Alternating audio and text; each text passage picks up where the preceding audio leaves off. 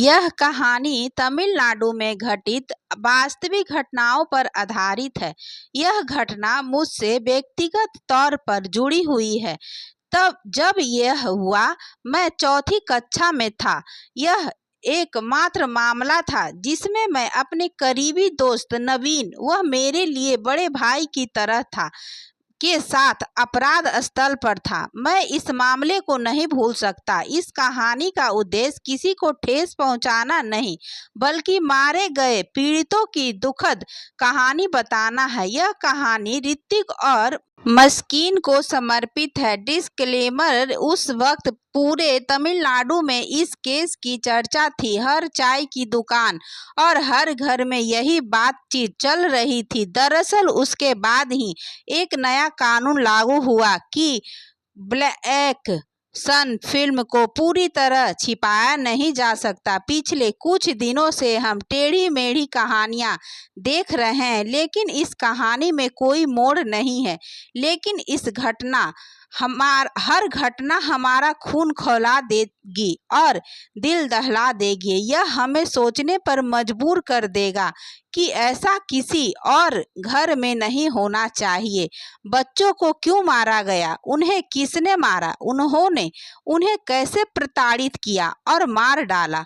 और उन अपराधियों को क्या सजा दी गई? आइए देखते हैं उस मामले के बारे में जिसने पूरे शहर को हिला कर रख दिया। 29 अक्टूबर 2010 तमिलनाडु में, जो भारत का सबसे शक्तिपूर्ण राज्य और कोयम्बटूर दक्षिण भारत का मैनचेस्टर, जो अपनी खूबसूरत जलवायु और कोगू तमिल के लिए प्रसिद्ध था, वह दिन था जिसने न केवल कोयम्बटूर के लोगों को बल्कि अन्य लोगों को भी चौंका दिया। संपूर्ण राष्ट्र कोयम्बटूर में रंगाई गौडर स्ट्रीट पर रंजीत कुमार जैन अपनी पत्नी संगीता जैन के साथ रहते थे और वह एक व्यापारी थे जिनकी एक कपड़ा दुकान थी। उनकी 10 साल की बेटी मस्कीन जैन और 8 साल का बेटा ऋतिक जैन था। दोनों गांधीपुरम के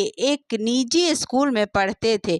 जब उनका जीवन हर दिन की तरह सामान्य और खुशहाल चल रहा था, 29 अक्टूबर 2019 का दिन कोयम्बटूर में हमेशा की तरह व्यस्त था। रंजीत कुमार व्यवसाय के सिलसिले में शहर से बाहर गए थे और उनके दोनों बच्चे स्कूल के लिए तैयार हो रहे थे। समय सुबह के ठीक 7:50 बजे थे। ऋतिक और मस्कीन ने अपना स्कूल बैग और लंच बैग लिया और स्कूल के लिए तैयार हो गए। चूंकि उनका घर गली के अंदर था, इसलिए उन्हें सुरक्षित भेजने के लिए संगीता जैन और उनकी मां उन्हें मुख्य सड़क पर ले आई और टैक्सी का इंतजार करने लगी।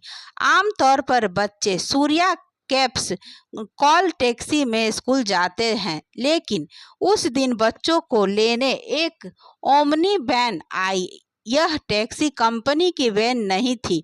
उस कॉल टैक्सी कंपनी में जहां वे आमतौर पर यात्रा करते थे, मोहन राज, जो उस कंपनी में ड्राइवर था, ओमनी वैन चलाता था। चूंकि मोहन राज बच्चों को कई बार स्कूल ले जाता था, इसलिए संगीता को कुछ भी शक नहीं हुआ। स्कूल जाने की उत्सुकता में दोनों बच्चे वैन में कूद पड़े, लेकिन वैन स्कूल न जाकर कोयम्बटूर पोलाची रोड पर तेजी से चलने लगी। मासूम मस्कीन ने पूछा, अंकल आप इस तरफ क्यों जा रहे हैं? हमें स्कूल जाना चाहिए। आज छुट्टी है माँ, इसलिए हम घूमने जा रहे हैं। मोहन राज ने कहा। जब बच्चे घर जाने के लिए रो रहे हैं, तब भी मोहन ने उनकी बात नहीं सुनी। जब दोनों बच्चे रोते हुए वैन में जा रहे थे, तो अगले 45 मिनट में वैन पोलाची गई और फिर वालपराई रोड की ओर जाने लगी। उसी समय रंगाई गौडर स्ट्रीट में एक टैक्सी, जो आमतौर पर बच्चे लेते हैं, वहां आई। चूंकि बच्चे वहां नहीं थे, इसलिए ड्राइवर ने तुरंत रंजीत कुमार को फोन किया और उसे पता चला कि बच्चे दूसरी वैन में चले गए हैं। तुरंत माता पिता ने स्कूल को फोन किया, लेकिन उन्होंने कहा कि बच्चे स्कूल नहीं आए। अब सभी घबरा गए और उन्होंने ओमनी वैन की जांच की, लेकिन किसी को इसकी जानकारी नहीं हुई। उन्होंने बिना देर किए सुबह 10:45 बजे पुलिस को कॉल कर दी। इसकी सूचना नगर पुलिस सह खुफिया टीम के कमिश्नर बाबू को दी। उन्होंने शहर पुलिस को बच्चों को ढूंढने के लिए चेक पोस्ट लगाकर हर वाहन की जांच करने का आदेश दिया, लेकिन इसका कोई फायदा नहीं हुआ। चूंकि वे अपहरण करने वाली वैन की तलाश कर रहे थे। वैन पोलाची वालपराई रोड पर अंकला कुरीची में थी। मोहन ने वहां एक घर के सामने वैन रोकी और एक बूढ़ी औरत से पूछा, दादी क्या मनोहरन घर में है? बुढ़िया ने कहा, वह घर पर नहीं है पिताजी। अब मोहन वैन लेकर दूसरी जगह रुका। उन्होंने मनोहरन को बुलाया और उन्हें वहां बुलाया।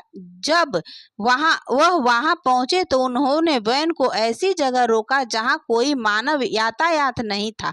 उनकी योजना 10 वर्षीय मस्किन से उनके पिता का नंबर प्राप्त करने और उन्हें पैसे के लिए धमकी देने की है। मोहन राज अपनी कॉल टैक्सी लोन पर चला रहा था, लेकिन पर्याप्त आय नहीं थी और वह EMI का भुगतान नहीं कर सके। दिवाली के दौरान वह EMI का भुगतान नहीं कर सके और उनके पास खर्चे के लिए पैसे नहीं थे। उसने बच्चों का अपहरण करने, उनके माता पिता से पैसे लेने और घर बसाने की योजना बनाई।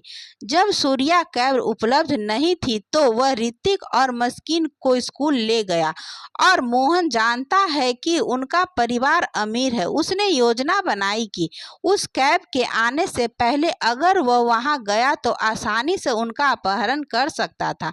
अब मोहन ने बच्चों का अपहरण कर लिया और मदद के लिए अपने दोस्त मनोहरन से जुड़ गया। जब यह हो रहा था, पुलिस को पता चला कि उन्होंने पैसों के लिए उनका अपहरण कर लिया है और उन्होंने किड्स हाउस लैंडलाइन पर कॉलर ID लगा दी ताकि वे बातचीत कर सके, लेकिन उन्हें कोई फोन कॉल नहीं आया जैसा कि उन्हें उम्मीद थी। अब अचानक मोहन राज ने पैसा कमाने के लिए योजना बदल दी। उसे डर था कि अगर उसने पैसे मांगे तो वह पुलिस द्वारा पकड़ा जा सकता है।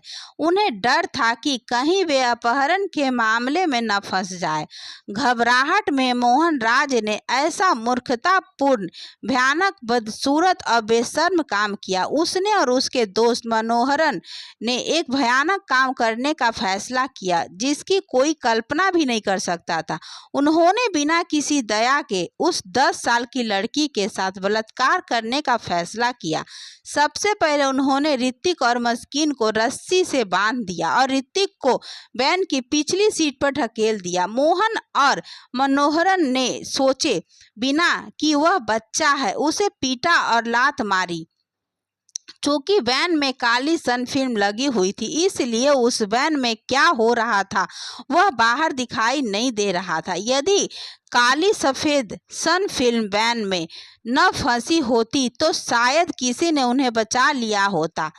अब उस वैन के अंदर क्या हो रहा था ये कोई नहीं जानता, लेकिन वहां मौजूद बच्चे बहुत डरे हुए थे और उन्होंने लोगों को इधर उधर जाते देखा और वे चाहते थे कि कोई आए और उन्हें बचाए। जब मैं इसके बारे में सोचता हूँ तो मेरा दिल भारी हो जाता है। फिर सोचे कि उस दौरान बच्चे कैसा महसूस करेंगे। वैन के अंदर बच्चों की चीख पुकार किसी ने नहीं सुनी। चूंकि वैन के अंदर आवाज तेजी थी, मोहन और मनोहरम ने मुस्किन के साथ बलात्कार करने की योजना छोड़ दी और एक भयानक योजना के बारे में सोचा। बच्चे डरे हुए थे और नहीं जानते थे कि क्यों और क्या हो रहा है। अब मनोहर और मनोहरन ने दोनों बच्चों को मारने की योजना बनाई। मनोहरन ने कहा, अगर हमने उन्हें छोड़ दिया तो हम पुलिस द्वारा पकड़े जा सकते हैं। उन्होंने बच्चों के सिर को पॉलीथीन कवर से ढक दिया और उनका दम घोट दिया, लेकिन बच्चों के संघर्ष से उसकी योजना विफल हो गई। यह अनाई मलाई पछानी रोड पर हो रहा था। चूंकि अपहरण काफी समय पहले हुआ था, मनोहर को डर था कि पुलिस उन्हें ढूंढ सकती है। मोहन ने फिर से एक और हत्या की योजना बनाई। उन्होंने बच्चों को पहाड़ से धक्का देकर मारने की योजना बनाई। चूंकि गाड़ी का आना जाना लगा रहता था, इसलिए वह योजना भी काम नहीं आई। अब उडुमलाई पेटई के पास अनाई मलाई पंजानी रोड पर वे दीपाल पट्टी गए। इससे पहले उन्होंने वैन रुकवाई और बच्चों को दूध में गोबर का पाउडर मिलाकर पिला दिया, लेकिन बच्चों ने मना कर दिया और इसके लिए जो दिया, और तीसरी योजना भी विफल हो गई। उस समय सुबह के ठीक 10 बजे हैं और उनमें पुलिस का डर बढ़ गया। अब दीपाल पट्टी में पीएपी कटूब नहर नामक एक बड़ी नहर है। मोहन गांव में अंदर गया और नहर के पास अपनी वैन रोक दी। मनोहर ने ऋतिक और मुस्तकीन के बीच की गांठें खोल दी। उन्होंने कहा, अगर तुम खाओगे तो हम तुम्हें तुम्हारे घर छोड़ देंगे, लेकिन बच्चों ने फिर मना कर दिया। इसलिए दोनों ने उन्हें 1 या 2 चपाती खाने के लिए मजबूर किया। इसके बाद मोहन और मनोहर ने 10 वर्षीय मस्कीन को पीटा और लात मारी। भाई कृपा मुझे छोड़ दो, कुछ मत करो, कृपया मस्कीन ने दोनों से उसे छोड़ने की विनती की। हालांकि बिना किसी दया के मोहन ने बच्ची की वर्दी उतार दी और उसके साथ बलात्कार किया। उसके बाद बलात्कार करने के बाद मनोहरन ने मस्कीन के लिए अपनी इच्छा भी पूरी की। अब मोहन ने मस्कीन और ऋतिक को उठाकर नहर में हाथ धोने की धमकी दी। बच्चे डर गए और कटूर नहर जहां नहाने समय कई वयस्कों की मृत्यु हो गई के पास बैठ गए, जो बहते पानी से भरी हुई थी, और यह जाने बिना कि पूरी दुनिया में उन्हें धोया है, बहते पानी में अपने हाथ धो दिए। इसी बीच मोहन ने बच्चों को नहर में धक्का दे दिया। उसे नहीं पता था कि उनके साथ क्या होने वाला है। अब मनोहर ने बच्चों को पानी में संघर्ष करते देखा और उनकी मौत की पुष्टि की। जब दोनों जा रहे थे तो उन्होंने बच्चे का स्कूल बैग वहीं फेंक दिया। उस स्कूल बैग की वजह से ये सच सामने आया। जहां से गुजर रहे कुछ लोगों ने उन थैलों को देखा, जो सोचा कि यहाँ नहाने आए स्कूली बच्चे गलती से गिर गए हैं, और पुलिस को सूचना दे दी। चूंकि उन्हें लापता बच्चों के बारे में पता नहीं था। वहीं जब ये सुबह 11:30 बजे हो रहा था तो पुलिस ने ये सब जाने बिना ही शाम होने से पहले बच्चों को ढूंढने की सोची। पुलिस ने टैक्सी कंपनी से सभी ड्राइवर के फोन नंबर लिए और सभी को बुलाया। मोहन राज को छोड़कर सभी ने कॉल अटेंड की। मोहन का फोन बंद था। अब पुलिस को बच्चे का बैग पीएपी कटूर नहर के पास पड़े होने की सूचना मिली। यह जानकारी जानकर पुलिस परेशान हो गई और उन्हें संदेह हुआ कि मोहन ने बच्चों को नहर में ढकेल कर मार डाला होगा। अब पुलिस ने दीपाल पट्टी में बच्चे के शव की तलाश की। काफी दूर तक तलाश करने के बाद पुलिस को 10 साल के मस्कीन का शव तो मिल गया, लेकिन ऋतिक के बारे में कोई जानकारी नहीं मिली। इस बीच कमिश्नर बाबू ने सोचा कि उन्होंने मस्कीन को मार डाला और ऋतिक को जीवित रखा। उन्होंने गंभीरता से हत्यारों की तलाश शुरू कर दी। शाम 5 बजे पुलिस की नज़र मोहन राज के फोन सिग्नल पर पड़ी और उन्होंने तुरंत नंबर को ट्रेस करना शुरू कर दिया। उसका ठिकाना उदुमलाई पेट्टई के ढाली के पास था। कुछ देर तलाश करने के बाद उसकी निशानदेही पर पुलिस ने उसे ढूंढ लिया। मोहन ने यह भी स्वीकार कर लिया कि उसने बच्चों को नहर में धक्का देकर मार डाला। अगले दिन थिरुमुत्ती बांध में ऋतिक का शव मिला और उसी दिन मनोहर को भी गिरफ्तार कर लिया गया। अपने दोनों बच्चों को खोने वाले माता पिता के दर्द को बयान करने के लिए शब्द नहीं। है। जब कमिश्नर बाबू ने कहा, भले ही बच्चे सुबह 7:55 बजे लापता हो गए, हमें सूचना 10:45 बजे ही मिल गई। उस समय वैन पोलाची से आगे और निगरानी क्षेत्र के से बाहर चली गई थी। अगर हमें पता होता पहले की जानकारी के अनुसार हमें बच्चों को जीवित खोजने में कुछ समय मिल सकता था। इस घटना के कारण हम भी दुखी हैं। यह घटना पूरे तमिलनाडु में फैल गई और हड़कंप मच गया। अब बहुत सारे लोग मनोहरन को और मोहन राज के खिलाफ आवाज उठाने लगे हैं। जनता, नेताओं और अभिनेताओं की ओर से आवाजें आने लगी। उस समय उदुमलापेट में आदित्य की दादी सुंदरमल को अपना इलाज करा रही थी ने उन्हें और उनके करीबी दोस्त नवीन को बहुत सख्त बयान दिया। उन्होंने क्रूर दोहरे हत्याकांड की निंदा की। सुंदरमल ने कानून को इस तरह बदला जाना चाहिए कि उन्हें मौत की सजा दी जाए। इसके बाद आदित्य और नवीन दीपालपट्टी में अपराध स्थल पर गए। अब जनता, नेता, अभिनेता और अन्य सभी को सरकार से प्रार्थना हुई कि उन्हें कड़ी से कड़ी सजा दी जाए। दरअसल सरकार पर हर तरफ से दबाव पड़ा। इस बीच बाबू ने मनोहर राज का मनोहरन को अदालत में पेश करने के बाद हिरासत में ले लिया और उनसे अलग अलग जांच शुरू कर दी। इसके बाद ये दिखाने के लिए कि उन्होंने हत्या कैसे की, पुलिस उन्हें अलग अलग कारों में ले गई। कमिश्नर ने गुप्त रूप से अपनी पुलिस टीम के साथ सुबह 6 बजे से 8 बजे के बीच चेट्टीपलायम कोयम्बटूर रोड से डंप यार्ड इलाके में दोनों के एनकाउंटर की योजना बनाई और एनकाउंटर से पहले पूरी सड़क को ब्लॉक कर दिया गया था। मुस्किन की मौत के तरीके को याद करते हुए बाबू इंस्पेक्टर दुरई की ओर मुड़े और उनसे मोहन के सिर में गोली मारने के लिए कहा। इंस्पेक्टर ने सही इशारे करते हुए आरोपी को ढेर कर दिया। बाद में कमिश्नर बाबू ने एक प्रेस कॉन्फ्रेंस में कहा कि मोहन पुलिस की बंदूक से भागते भागते थक गया। उसने पुलिस पर हमला किया और धमकी दी। इसके अलावा उसने हमें वाहन को केरल की ओर मोड़ने के लिए कहा। जब हमने उसे पकड़ने की कोशिश की तो मोहन ने गोली मारने की कोशिश की पुलिस और इसलिए हमने उसका सामना किया।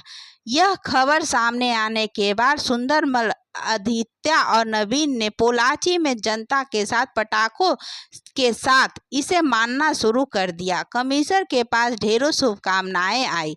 जब जनता ने मनोहरम का भी एनकाउंटर करने की गुहार लगाई है, लेकिन उसे उस मुठभेड़ के बारे में बहुत समय तक पता नहीं चला और जब पता चला तो वह सभी से डर गया। मनोहरन को डर था कि वह भी ऐसे ही मर जाएगा। उसकी जान को लेकर जो डर था वह 2 बच्चों की हत्या करते वक्त नहीं था। 45 दिनों में जांच की गति देने वाले बाबू ने 400 अपराध रिपोर्ट दर्ज की। मामला महिला हाई कोर्ट में चला और 126 गवाहों के पूछताछ की गई। 85 दस्तावेजों की जांच की गई और 2012 में फैसला सुनाया गया। अदालत ने कहा, मोहन राज और मनोहरन को बिना किसी संदेह के दोषी पाया जाता है। जघन्य अपराध करने के लिए मनोहरन को 3 आजीवन कारावास और 2 मौत की सजा दी गई। यह सुनकर कोयम्बटूर के लोग फिर से पटाखों के साथ जश्न मनाने लगे। मनोहरन ने उच्च न्यायालय में अपील की, लेकिन अदालत ने उन्हें वही सजा दी। फिर उन्होंने सुप्रीम कोर्ट में अपील की, लेकिन कोर्ट ने वही सजा दी और वह दिन भी आ गया। हालांकि बच्चे फिर से जीवित नहीं होंगे, लेकिन उनकी मौत की सजा के बच्चों के परिवार को थोड़ी राहत मिली।